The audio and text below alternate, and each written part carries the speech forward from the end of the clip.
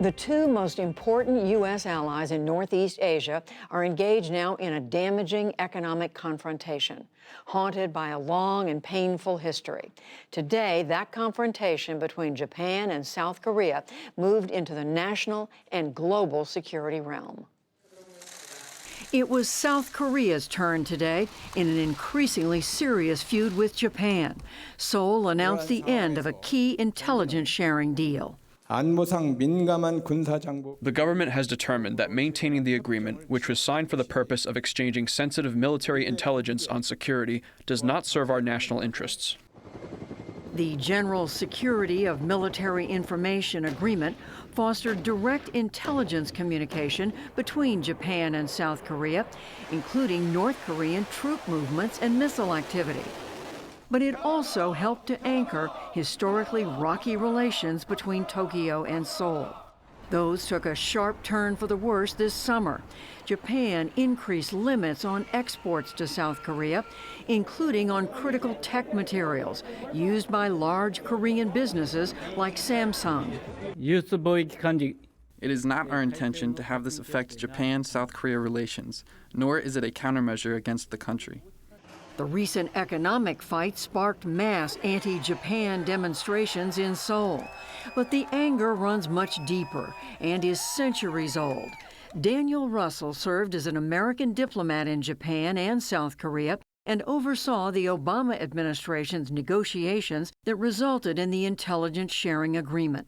Talking to the South Koreans or the Japanese, they'll quickly take you back to 1592 when the shogun Hideyoshi invaded South Korea. I mean, there's a long litany of grievances. Particularly in the last 3 years, there's been a steady series of events.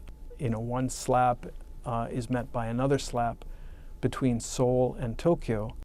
At the root, profound Korean national resentment of Imperial Japan's sexual enslavement of Korean women during World War II. In 2015, Japan met long-standing Korean demands for an official apology for the abuse of so-called comfort women in an agreement with Korea's former president, Park Geun-hye. But President Moon Jae-in revoked that agreement when he came into power in 2016. On the issue of comfort women, wartime crimes against humanity can't be swept under the rug by saying it's over. Aging survivors, still shaken by the trauma, continue to demand more from Japanese President Shinzo Abe. In Japan, I was so hungry that I had to eat grass from our dorm garden and my hair fell off. I lived like a slave there, but Abe is saying like it was not. Korea's younger generation demonstrated their outrage too. They're still not owning up to the past, and instead of apologizing to the victims of forced labor, they are engaging in economic retaliation. It makes me really angry. All of this weakens a critical alliance for Washington, and military officials are concerned.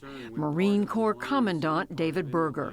But from a military perspective, it's important to be able to share information because each country has information that the other ones will need. U.S. Secretary of State Mike Pompeo had this to say today. We're disappointed to see the decision that the South Koreans made about that information sharing agreement, and we hope each of those two countries can begin to put that relationship back in exactly the right place. But the uptick in tension could be a symptom of White House policies at a critical moment for the Korean Peninsula.